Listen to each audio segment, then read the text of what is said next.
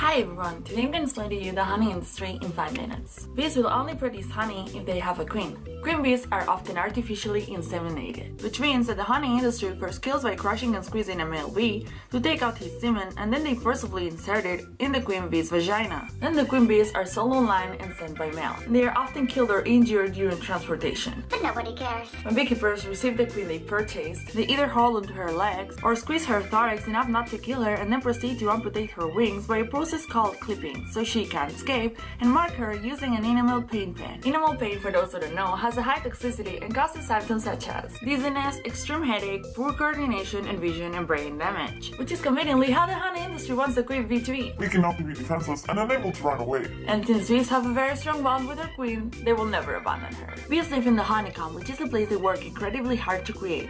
It's a place where they raise their young and store their food, which is honey. Bees are making honey by sucking nectar out with their tongues from flowers' blossoms and then store it in their stomach. When they have a full load, they fly back to the hive. They pass it on to other bees who chew it and then pass it from bee to bee until it turns into honey. Yeah, that's right. Honey is literally bee vomit. Swallowed and vomited Over and over and over. But bee vomit doesn't sound much like a sellout, right? Then the bees store it in honeycomb cells made of the wax they produce so they can have food all year long for them and their babies. How did this get here? Or that's what they think. Because fuck bees.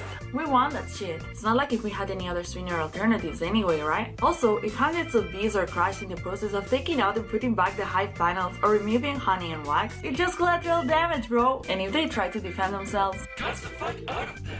sounds familiar? This is stealing! By the way, they don't make very much of it though. It takes at least 8 bees all their life to make one single teaspoonful of honey. And vegans don't consume honey? That's so extreme. Imagine all the work of your life being consumed in a cup of tea. Not cool. They make the honey, and we make the money. You know, in some cold climate regions, they intentionally kill all the bees in preparation for the winter. The reasoning is that the amount of money to spend for the bees in winter is worth more than the cost of new bees in the spring. Kinda like the same reason why they burn the whole honeycomb alive when bees get any type of disease that can be cured with antibiotics.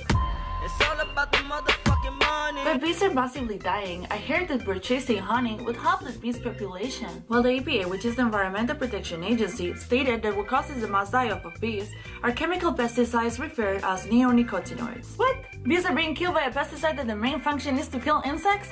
Who would have guessed? EPA's actions to protect bees from pesticide exposure include an implemented policy in 2017 that protects bees from agricultural pesticide, prohibiting the use of those pesticides, expediting the evaluation of their family, gently halting the approval of new pesticide uses, and on and on. Wait, if the EPAs are the ones helping the bees population, What the fuck is the honey industry doing for them?